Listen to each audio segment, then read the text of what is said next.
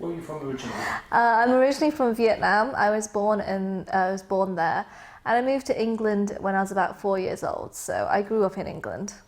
Educational system over there, is it like in America where you have first to eighth grade and then you have So high school? it starts with nursery, and then you go to reception, which is the first stage, and that's for until you're about 6 years old. And then you have key stage 1, which is until you're about, I think, 8 years old, and then you go into key stage 2, which is until you're about 11 years old.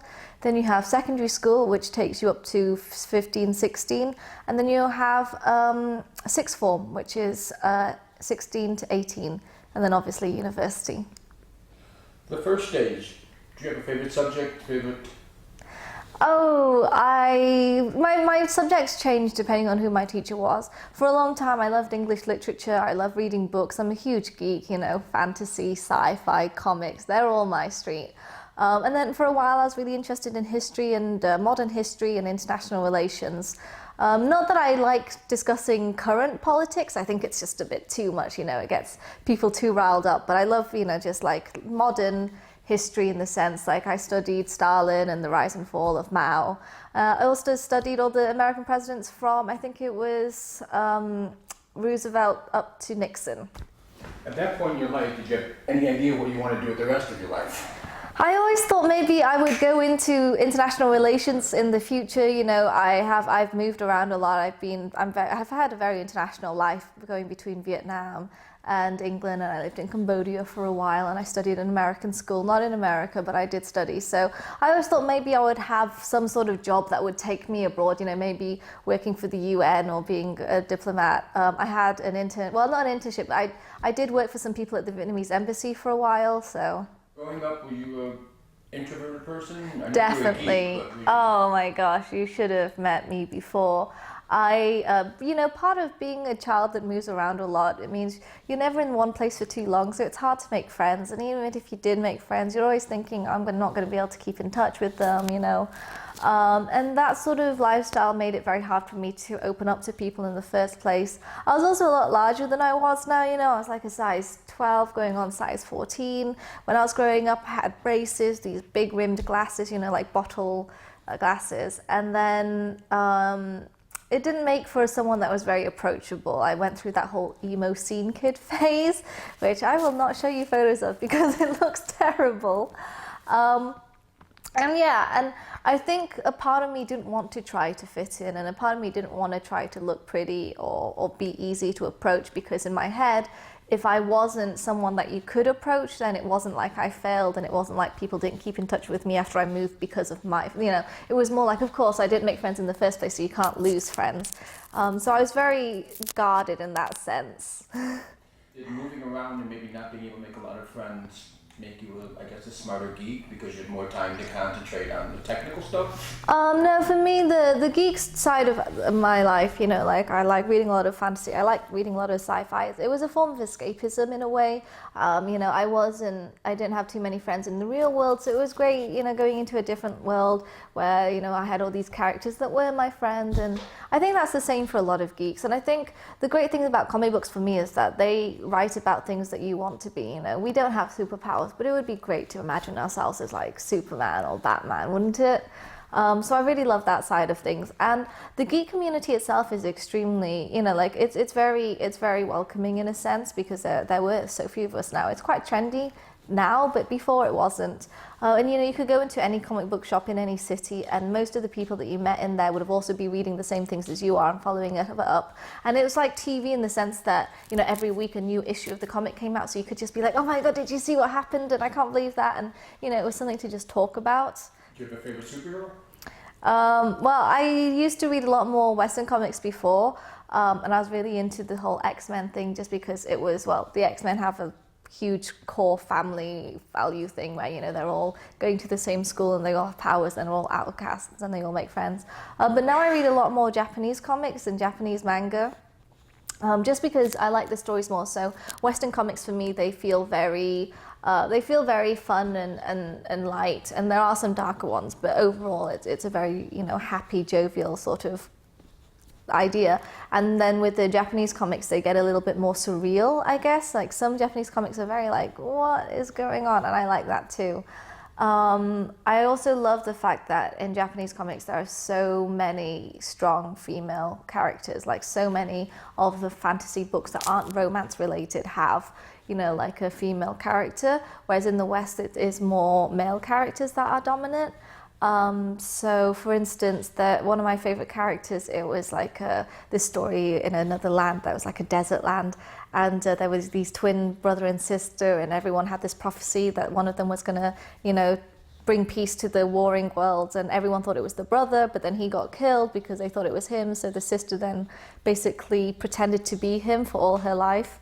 Oh, it's very interesting. Sorry, I could talk to you about these things all day. Is that when you started webcamming? No, so for me, when I first left school, I took on 3 jobs. I was working in a shop at the day, and then a restaurant at the night, and then I was working in an art gallery at the weekends. You know, working 3 jobs just to make ends meet, because I left home straight away. I didn't want to stay and be a burden to my family. I wanted to show that I could be independent. And at that time, you know, I moved in with one of my friends, and we were sharing a house. And I was still, like, I was very hardworking, but I was still very introverted, and I was still bad at talking to people. And my housemate said, oh, hey, you know, Harriet, I'm on the internet, I'm on this thing called Reddit, and there's a forum for Asian, like, people that like Asian girls. Do you mind if I posted a picture of you? And he did, and I got some really nice responses from it. It didn't go viral or anything like that. It was just like maybe 30 comments, but you know, some of them were just like, oh, she's really pretty, or she looks really nice. And it was the first time I kind of got these compliments, and I was like, this is really quite nice. So over a span of a year or so, he kept posting pictures of me, and I was responding to comments myself, and it definitely made me decide I wanted to improve myself. So, you know, like, just be more aware of how I looked. I grew my hair out, I, you know, tried learning makeup, and I just felt better about myself. My self-confidence grew, and I was talking to these people through Reddit and online chatting, and like replying to comments, and it just seemed like a really natural progression from posting pictures of myself and replying to people to just being on camera and doing webcamming. And the webcamming wasn't like, it wasn't this is a new form of income for me. It wasn't this is going to be my job now. It was just, I, for the first time, had made friends, although online friends, I felt very comfortable around, who I felt confident around, who I felt like desirable. And it was a really nice feeling, and I wanted to do that. And you know, the great thing about webcamming is you go on every night and you have the same people visiting your room and talking to you, and you can really build a close bond and a close relationship, and that's really very sweet. And it's something like, when I cam now, I don't really do it anymore. I think I've done it twice this year, perhaps because I'm so busy with running the company. But I still do it because there's those same people that I met all those years ago who still come on and want to know about my day.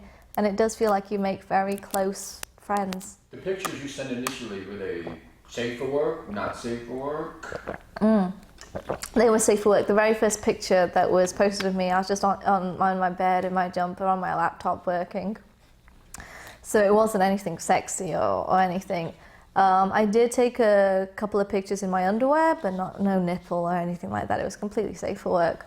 So yeah, it was really just a great chance for me to sort of open up personally at my own comfort level, sexually as well. You know, I wasn't like straight in like, oh, here's my boobs. It was very much like, well, you know, I feel comfortable sharing this now, so I guess I will.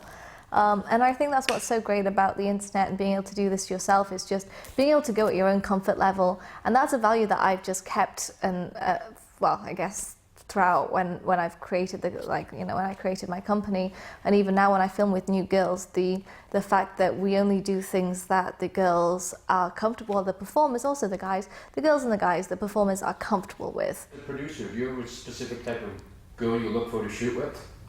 Well, first of all, I automatically look for girls that I'm personally attracted to, because I am a producer, but I also perform sometimes. So of course, I'm always like, oh, I wouldn't mind working with her. That's just a personal preference. But the brand harrietsugarcookie.com, we are very vanilla, so we look for sweet, nice, girl next door types, you know. I also want to know girls that my performers might be attracted to.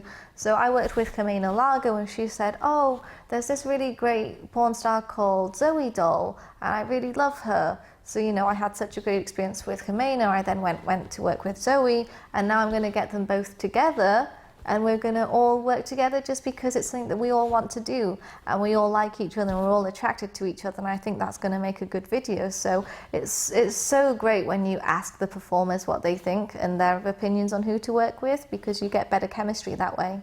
How long before your friends and your family and everybody find out that you're camming? What's their reaction to that?